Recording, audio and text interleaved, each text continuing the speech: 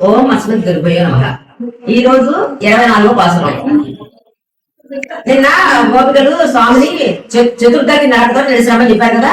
అలాగే స్వామి నడుచుకుంటూ వస్తున్నారు. వస్తుంటే ఆ పాదాలు ఇట్లయితే పాదాలు కనపడతాయి కదా, ఆ పాదాలు ఎర్రగా కనపడాయట. వీళ్ళు చూసి అయ్యో మనం స్వామిని మనసం దగ్గర నుంచి సింహాసనం దాకా నడిచిపించాం కదా, అందుకే స్వామి పాదాలు కందిపోయి అనుకున్నారు. కానీ ఆయన పాదాలు ఎప్పుడు ఎర్రగానే ఉంటాయి.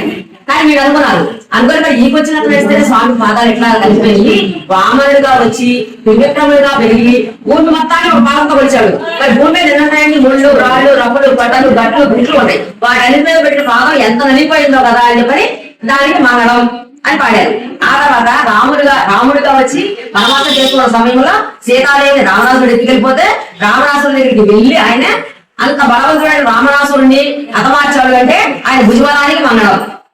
తర్వాత కృష్ణుడిగా వచ్చాడు. చిన్నవాడు ఇదే చనిపోయాడు. రాముడు కొంచెం పెద్దవాడు. కృష్ణుడి ఇంకా నెలల పిల్లడు ఉన్నప్పుడు వాళ్ళ అమ్మ బండి దగ్గర పడుకోబెట్టిందట. ఆ బండికి శకటాసురుడు అనే రాక్షసుడు ఆవరించి ఉన్నాడు. కృష్ణుడు తప్పడానికి వచ్చి ఈ చిన్న పాదంతో ఆ బండిని ఇట్లా తండితే ఆ శకటాసురుడు కీళ్ళుడిపై పడిపోయాడు. మరి ఆ పాదానికి మంగళం.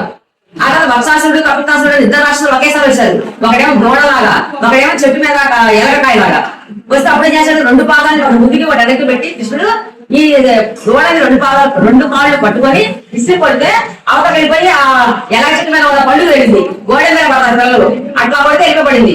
అప్పుడు ఆ రెండు పాదాలకి మంగళం. ఆ తర్వాత మరి ఇంద్రుడు ఆకలి బాధతోటి రాగభాషం కురిపిస్తే 7 రోజులు గోవర్ధని పర్వతాన్ని చిటికిన మీద నిలబెట్టి కాపాడాడు ప్రజలని. అప్పుడు గోవింద పట్టాభిషేకం చేశారు స్వామికి. దానికి మంగళం అని పాడాడు వీడు. పాటి స్వామి అన్నారంట, నేను చేసిన తప్పే లేదరా, నా చేతిలో ఉన్న బల్యం చేసింది ఇదంతా, నేనే చేయలేదరా అన్నారంట స్వామి. అంటే ఆ బల్యాన్ని కూడా మంగళమని పాడారు. ఈ రోజు 6 సార్లు పోర్తి అని చెప్పని, పోర్తి అంటే మంగళం. 6 మంగళాలు పాడింది అమ్మ మన స్వామికి. ఈ రోజు నామం గోవింద. గోవింద అనే నామాన్ని మరి రేపు పాసులో నామం ఇచ్చిందాక మనం చేసుకోవాలి. జై శ్రీమన్నారాయణ.